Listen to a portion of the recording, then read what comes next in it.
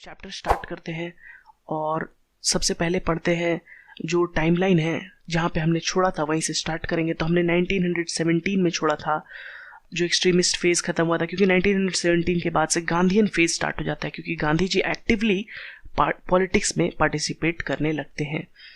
तो अगर 1917 के बाद आगे बढ़े तो हम सबसे पहले टाइमलाइन बना लेते हैं 1917 के बाद से। तो 1917 में तो सबसे पहले गांधी जी ने जो सत्याग्रह, चंपारण सत्याग्रह से स्टार्ट किया अपने पॉलिटिकल करियर को। ठीक है, तो चंपारण कहाँ पे है? चंपारण है इन बिहार। ठीक है, और वहाँ पे उन्होंने सबसे फर्स्ट सत्याग्रह किया था। तो ये भी क्वेश्चन एसएससी सीजीएल में आ चुका है 2015 में मेरे ख्याल से, कि फर्स्ट सत्याग्रह गांधी जी ने कहाँ स्टार्ट किया था। बहुत बार रिपीट होता है ये। तो चंपारण सत्याग्रह फर्स्ट सत्याग्रह था गांधी जी का, ठीक है, इन इंडिया। तो चलिए, चंपारण सत्याग्रह कहाँ, मैंने बताया बिहार में हुआ था, और ये इंडिगो फार्मर्स के लिए हुआ था। ठीक है, इंडिगो फार्मर्स के जो भी डिमांड्स हैं उनको फुलफिल करने के लिए। ठीक है, फिर 1918 में दो सत्याग्रह किए गांधी जी ने। सबसे पहला तो अहमदाबाद सत्याग्रह और दूसरा था खेदा सत्याग्रह। ठीक है, तो अहमदाबाद सत्याग्रह ये तो पता ही चल रहा है कि गुजरात में हुआ होगा, और खेदा जो है सत्याग्रह ये हुआ था यूपी में। ठीक है, तो इसी ऑर्डर में जैसे मैंने लिखा है, इसी ऑर्डर में ये तीनों सत्याग्रह हुए हैं। पहले 1917 में चंपारण सत्याग्रह, एंड फिर 1918 में अहमदाबाद, और फिर खेदा सत्याग्रह। ठीक है, जो कि यूपी में। फिर 1919 में बात करें तो एक बहुत ही बड़ा एक्ट आता है। इससे पहले हमने देखा था इंडियन काउंसिल एक्ट 1909 में आई थी। इसके बाद 1919 में आता है गवर्नमेंट्स ऑफ इंडिया एक्ट 1919। ठीक है, जिसे मॉन्टेग केम्सफोर्ड रिफॉर्म भी कहा जाता है। ठीक है, तो उस समय अगर हम बात करें वाइसरॉय की, तो कौन थे वो थे केम्सफोर्ड। ठीक है, लॉर्ड केम्सफोर्ड।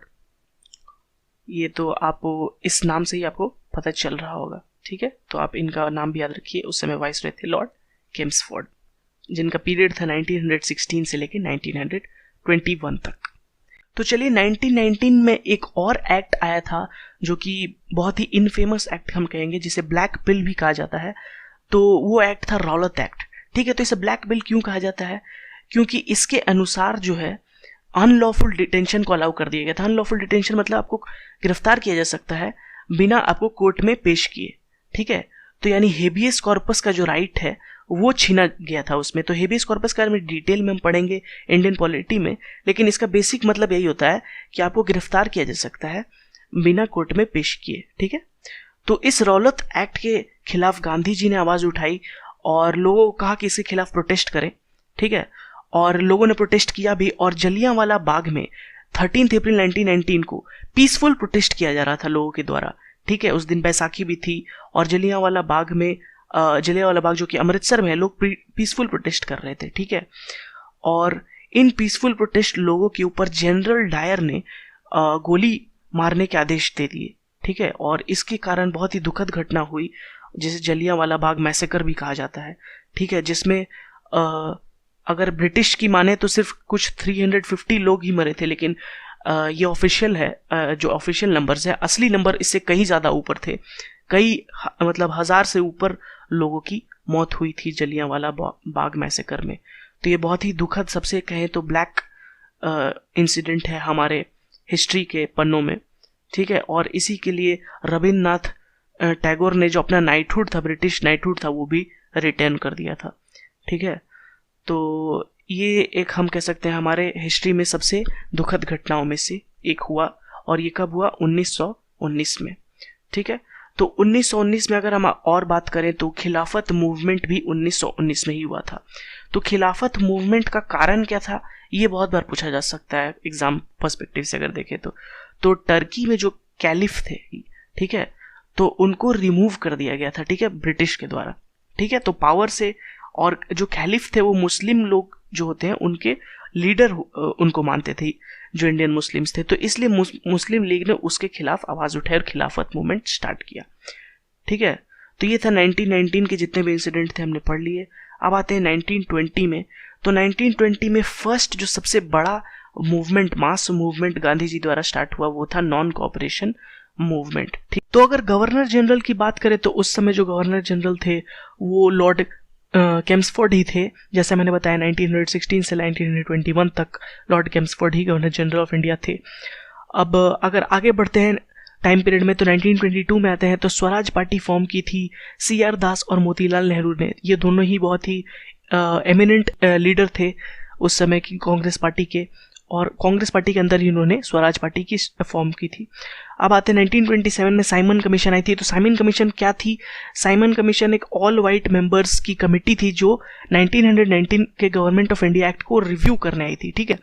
तो इंडियन के जो लीडर्स थे वो काफ़ी गुस्सा हुए क्योंकि ऑल वाइट मेंबर्स थी, इसमें कोई भी इंडियन को इंक्लूड नहीं किया गया था, और इसलिए वो अपोज करते थे इसको साइमन गो बैक का नारा लगाते हुए, ठीक है। और इससे क्या हुआ, इसके कारण फिर नेहरू, जो मोतीलाल नेहरू थे, उन्होंने नेहरू रिपोर्ट 1928 में दी। इसमें नेहरू रिपोर्ट में क्या था, ये एक तरह से उनका रिव्यू था गवर्नमेंट ऑफ इंडिया एक्ट 1919 का, ठीक है। साइमन कमीशन का काफ़ी विरोध तो हुआ और उसमें लाला लाजपत राय की जान भी चली गई थी उस विरोध में, ठीक है, जिसका बदला फिर भगत सिंह ने सॉन्डर्स को गोली मार के ली थी, ठीक है। अब आगे आते हैं 1929 के कांग्रेस के लाहौर सेशन के बारे में। तो ये सेशन बहुत ही इंपॉर्टेंट है कांग्रेस का। क्यों? दो चीज़ें हुई। सबसे पहले तो पूर्ण स्वराज को अल्टीमेट गोल कांग्रेस का माना गया। पहले अभी तक सिर्फ स्वराज था, लेकिन पूर्ण स्वराज यानी कंप्लीट इंडिपेंडेंस माना गया था अब इंडियन नेशनल कांग्रेस के गोल को। और 26 जनवरी 1930 को फर्स्ट इंडिपेंडेंस डे भी मनाया गया था कांग्रेस द्वारा, ठीक है। तो ये था इंपॉर्टेंस लाहौर से। और हाँ, यही कारण है कि 26 जनवरी को बाद में जाकर रिपब्लिक डे के रूप में भी एक्सेप्ट किया गया, क्योंकि अभी तक लाहौर सेशन से लेके देश के इंडिपेंडेंस तक 26 जनवरी को ही इंडिपेंडेंस डे के रूप में इंडियन नेशनल कांग्रेस मनाती थी, ठीक है। तो चलिए अब टाइमलाइन में आगे बढ़ते हैं। 1930 में आते हैं सिविल डिसोबीडियंस मूवमेंट में। तो civil disobedience movement Gandhi ji के जो 3 बड़े मूवमेंट्स हैं उनमें सेकंड मूवमेंट था। पहला हमने पढ़ा था नॉन कोऑपरेशन मूवमेंट 1920 में। अब आते हैं 1930 में सिविल डिसोबीडियंस मूवमेंट में। तो ये स्टार्ट होता है डांडी मार्च से। तो डांडी मार्च क्या था? ये एक पैदल मार्च किया था गांधी जी और उनके सपोर्टर्स ने साबरमती आश्रम से लेकर डांडी तक, जो कि दोनों गुजरात में है, ठीक है। तो इस जो मार्च है इसे सॉल्ट सत्याग्रह भी कहा जाता है। तो इसे क्यों कहा जाता है सॉल्ट सत्याग्रह? क्योंकि इस मार्च का जो पर्पस था वो यह था कि यहाँ के लोकल लोगों को यहाँ भी सॉल्ट बनाने का अधिकार मिले, ठीक है। तो इसलिए इसे सॉल्ट सत्याग्रह कहते हैं। फिर 1930 में फर्स्ट राउंड टेबल कॉन्फ्रेंस होता है, ठीक है, सिविल डिसोबीडियंस होने के कारण। और इस कॉन्फ्रेंस को इंडियन नेशनल कांग्रेस जो है बॉयकॉट करती है, ठीक है, लेकिन मुस्लिम लीग जाके अटेंड करती है इस कॉन्फ्रेंस को, ठीक है, फर्स्ट राउंड टेबल कॉन्फ्रेंस को। इसके कारण फिर जो वहाँ पे वाइसरॉय थे उस समय इंडिया के, वो गांधी इरविन पैक्ट करते हैं, ठीक है। तो इरविन थे उस समय इंडिया के वाइसरॉय। तो हम कह सकते हैं कि 1927 में साइमन कमीशन के आने से लगकर 1931 तक इरविन थे इंडिया के वाइसरॉय।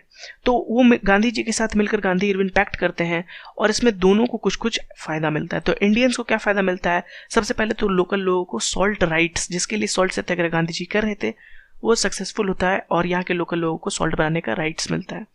इसके अलावा जो सिविल डिसोबीडियंस मूवमेंट के जो नॉन वायलेंट प्रिजनर्स थे उनको छोड़ने का इसमें पैक्ट होता है, ठीक है, इरविन प्रॉमिस करते हैं। इसके अलावा ब्रिटिशर्स को क्या फ़ायदा होता है?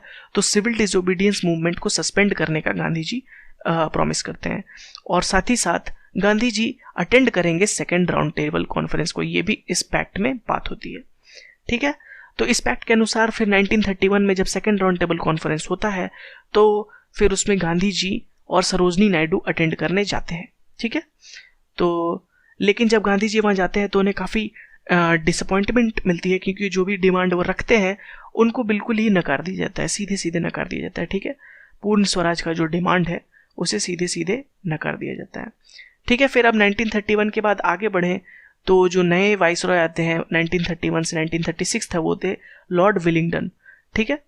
तो लॉर्ड विलिंगडन की अगर बात करें तो उनके समय में क्या हुआ? तो सबसे पहले तो 1932 में मैकडोनल्ड जैसे कम्युनल अवार्ड भी कहा जाता है, ठीक है, वो हुआ सबसे पहले। तो ये क्या था ये बताते हैं। तो उस समय सेपरेट इलेक्टोरेट फॉर माइनॉरिटीज़ का प्रपोजल दिया था, ठीक है। तो सेपरेट इलेक्टोरेट के खिलाफ हमेशा से गांधी जी खिलाफ थे और रिएक्टेड, बहुत स्ट्रांगली रिएक्ट किया इसके खिलाफ उन्होंने, और वो फास्ट अंटिल डेथ चले गए, ठीक है, कि ऐसा नहीं होना चाहिए क्योंकि वो मानते थे कि जो माइनॉरिटीज़ हैं या फिर जो भी हैं वो इंडिया के इंटीग्रल पार्ट है, ठीक है, और उनके लिए सेपरेट, जैसे ही हम कहते हैं इलेक्टोरेट, तो फिर वो सेपरेट किया जाता है, तो वो ठीक नहीं है। तो इसलिए Gandhi ji fast until death चले जाते हैं। ठीक है, तो इसके बाद फिर क्या होता है, पूना पैक्ट होता है। ठीक है, गांधी जी के इस जो फास्ट को फिर जो तोड़ने के लिए एक तरह से पूना पैक्ट होता है, और ये पैक्ट होता है पंडित मदन मोहन मालवीय और बी आर अम्बेडकर के बीच में। तो B R Ambedkar minority sector को यहाँ पर रिप्रेजेंट करने आए थे कि तो फिर आखिरकार दोनों के बीच का रास्ता को अपनाया जाता है, तो ना ही सेपरेट इलेक्टोरेट और ना ही कुछ भी और, तो रिजर्वेशन पे बात आती है कि रिजर्वेशन मिलेगा माइनॉरिटी सेक्टर को। ठीक है, तो गांधी जी के बात को रिप्रेजेंट कर रहे थे मदन मोहन मालवीय, और B R Ambedkar minority sector को रिप्रेजेंट कर रहे थे। ठीक है, तो इसके साथ होता है पूना पैक्ट। फिर 1932 में अगर बात करें तो थर्ड राउंड टेबल कॉन्फ्रेंस भी होता है, और जो सीधे सीधे इंडियन नेशनल कांग्रेस फिर से बॉयकॉट कर देती है। ठीक है, अब आगे बढ़ते हैं टाइम पीरियड में, तो 1935 में होता है गवर्नमेंट ऑफ इंडिया एक्ट 1935, और गवर्नमेंट ऑफ इंडिया एक्ट 1935 के बारे में डिटेल में हम इंडियन पॉलिटी में बाद में पढ़ेंगे। ठीक है, ठीक है, तो अब और आगे बढ़ते हैं, तो 1937 में फर्स्ट इलेक्शन होता है। तो ये इलेक्शन जो होता है ये 1935 गवर्नमेंट ऑफ इंडिया एक्ट के तहत ही होता है। ठीक है, और इसमें कांग्रेस जो है हर 5 प्रोविंसेस में मतलब बहुत ही अच्छी तरह से जीतती है। ठीक है, लेकिन फिर एक इस जीत का कोई फर्क नहीं पड़ता है, क्योंकि 1939 में वर्ल्ड वार 2 जब स्टार्ट होता है तो ब्रिटिशर जो है इंडिया को वॉर में डिक्लेयर कर देते हैं बिना कंसेंट लिए इंडियन नेशनल कांग्रेस के। तो जो भी इंडियन नेशनल कांग्रेस इन 5 प्रोविंसेस में जीती उनका कोई मतलब ही नहीं बना, क्योंकि आप उनसे राय ही नहीं ले रहे हैं, और उनके राय के बिना इंडिया को वर्ल्ड वार 2 में डिक्लेयर कर दिया। तो चलिए अब टाइम पीरियड में आगे बढ़ते हैं और आते हैं 1940 में। तो 1940 में सबसे फर्स्ट चीज जो हम लोग पढ़ेंगे वो है ऑगस्ट ऑफर। तो ऑगस्ट ऑफर किसने किया था, तो उस समय के वाइसरॉय लिथिंगहाउ ने। तो वाइसरॉय इससे पहले जो थे विलिंगडन थे, विलिंगडन के टर्म ओवर होने के बाद लॉर्ड लिथिंगहाउ पावर में आए और उन्होंने किया ऑगस्ट ऑफर। तो ऑगस्ट ऑफर में उन्होंने क्या ऑफर किया था कि इंडिया को डोमिनियन स्टेटस का स्टेटस दिया जाएगा, लेकिन कब दिया जाएगा इसका कोई गारंटी नहीं था। ठीक है, अनस्पेसिफाइड फ्यूचर में डोमिनियन स्टेटस दिया जाएगा। तो ऑब्वियसली इंडियन नेशनल कांग्रेस ने इसे सिरे से नकार दिया। क्यों नकार दिया, क्योंकि इंडियन नेशनल कांग्रेस का सबसे पहला मोटिव तो पूर्ण स्वराज था, डोमिनियन स्टेटस नहीं। ठीक है, फिर 1942 में अगर आगे बढ़ते हैं तो क्रिप्स मिशन आती है। तो क्रिप्स मिशन जो सर स्टैफर्ड क्रिप्स था उनके अंडर था। ठीक है, क्रिप्स मिशन, और इंडियन नेशनल कांग्रेस का कहना था कि ब्रिटेन को रियलाइज करना बहुत ज़रूरी है कि इमीडिएट इंडिया में सेल्फ गवर्नमेंट पॉसिबल होना चाहिए। ठीक है, और लेकिन ब्रिटेन जो थी इस बात को मानने को तैयार ही नहीं थी। ठीक है, और ब्रिटिश गवर्नमेंट ने फिर से एक बार रिफ्यूज कर दिया इंडियन नेशनल कांग्रेस को एकदम इमीडिएट सेल्फ गवर्नमेंट देने से। ठीक है, तो क्रिप्स मिशन भी एक तरह से कह सकते हैं कि का कोई फर्क नहीं पड़ा। ठीक है, तो अगस्त ऑफर के बाद क्रिप्स मिशन भी फेल होने के बाद फिर 1942 में गांधी जी ने क्विट इंडिया मूवमेंट स्टार्ट कर दिया। ठीक है, तो ये गांधी जी का थर्ड सबसे बड़ा मूवमेंट था, जो फैले नॉन कॉपरेशन सिविल डिसोबीडियंस के बाद क्विट इंडिया मूवमेंट। ठीक है, तो ये 8 अगस्त 1942 को स्टार्ट हुआ, इसलिए इसे अगस्त क्रांति भी कहते हैं, और कभी कभी इसे वर्धा प्रपोजल भी कहते हैं, क्योंकि वर्धा महाराष्ट्र में ये हुआ था। ठीक है, तो गांधी जी ने इसी क्विट इंडिया मूवमेंट के दौरान करो या मरो या फिर डू और डाई का जो नारा था वो दिया था। ठीक है, तो ये था क्विट इंडिया मूवमेंट के बारे में।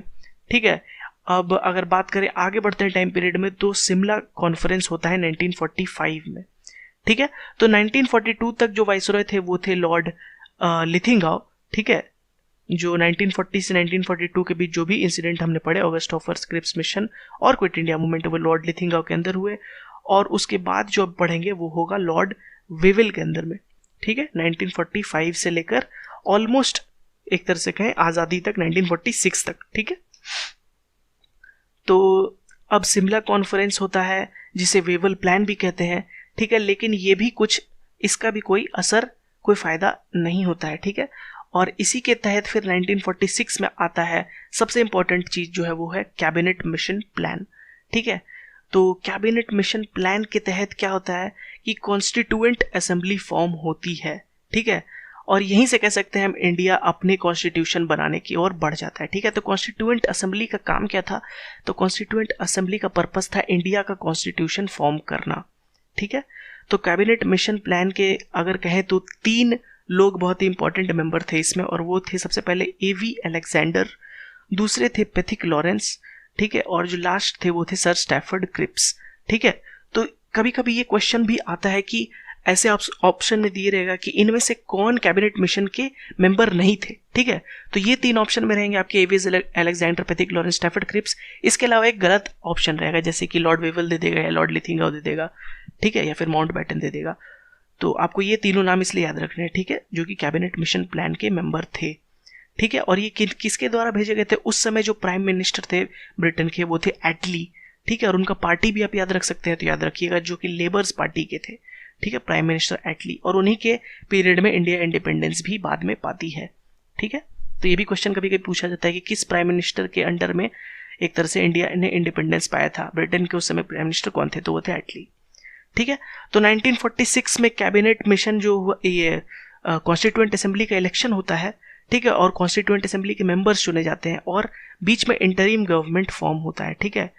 और 1947 में आखिरकार माउंटबैटन प्लान के तहत पार्टीशन ऑफ इंडिया होता है और इंडिया इसी के साथ इंडिपेंडेंस ऑफ इंडिया भी हो जाता है, ठीक है।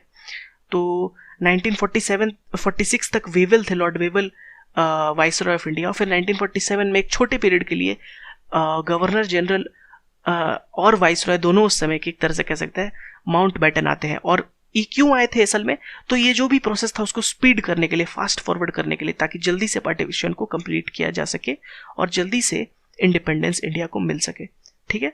तो लॉर्ड माउंटबैटन एक तरह से कह सकते हैं लास्ट वाइसरॉय थे और first governor general of independent India थे, ठीक है। तो फर्स्ट गवर्नर जनरल वो क्यों बने? 1947 में तो देश आज़ाद हो गया था पर उसके पास अपना कॉन्स्टिट्यूशन नहीं था, ठीक है। तो अभी भी एक तरह से कहें हम ब्रिटिश के कॉन्स्टिट्यूशन से ही चल रहे थे, तो गवर्नर जनरल का पोस्ट उस समय था, ठीक है। तो first governor general of India बने लॉर्ड माउंटबैटन, और उसके बाद first governor general of independent India बने जो कि इंडियन ओरिजिन के थे, वो थे सी राजागोपालाचारी, ठीक है। और फिर 1950 में जो कॉन्स्टिट्यूएंट असेंबली ने अपने कॉन्स्टिट्यूशन को फॉर्म किया, इंडिया के कॉन्स्टिट्यूशन को, और 26 जनवरी 1950 को अपना कॉन्स्टिट्यूशन केम इनटू फोर्स, और इसी के साथ हमारा देश आज़ाद होने के साथ साथ हमारा देश एक सॉवरेन रिपब्लिक, डेमोक्रेटिक रिपब्लिक भी बन गया, ठीक है। तो इसी के साथ हमारा जो हिस्ट्री का सिलेबस है वो कंप्लीट होता है। उम्मीद करते हैं आपको हमारा ये वीडियो पसंद आया होगा और हमारे हिस्ट्री के सारे वीडियो अच्छे लगे होंगे। अगर आपको वीडियो अच्छे लगे और आप हमें सपोर्ट करना चाहते हैं और कुछ भी एक छोटा सा अमाउंट भी आप हमें देना चाहते हैं, ठीक है, तो आप हमें दे सकते हैं हमारे पेटीएम के थ्रू 9852108896 नंबर पर। तो thank you again for watching, good bye.